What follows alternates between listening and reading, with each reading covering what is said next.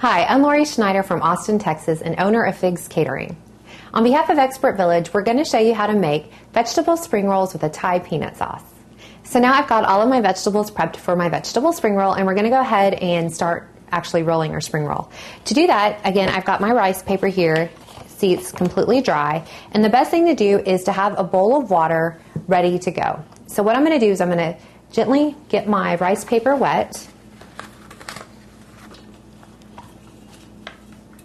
And it's kind of something you have to play with because you want to make sure that you get it wet enough to where it's pliable, but not to where it's so wet that it kind of disintegrates on you. So I'm going to just run it in here. And really I could have put it in a bigger bowl and just set the whole thing in there. I'm going to let it get wet for about 20 seconds or so. And now you can see it's starting to become more pliable.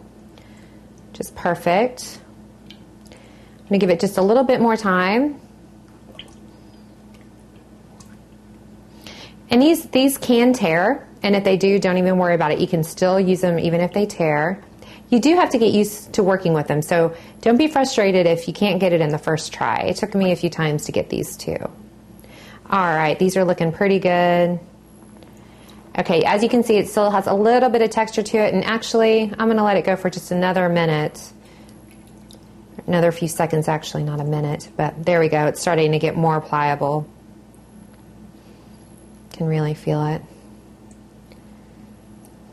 And a lot of times, whenever you're making these, you're making more than one, and as you're rolling one, you have another one soaking. So keep that in mind. All right, almost there. Almost there. Okay, looks like we're ready. Okay, as you can see, it's completely pliable. And all I'm going to do is I'm going to lay it on my cutting board with a paper towel on it. Just kind of get any of the excess water off of it. And I'm just going to lay it on my cutting board. And here you want to be very careful with them because they are fragile and you don't want them to tear.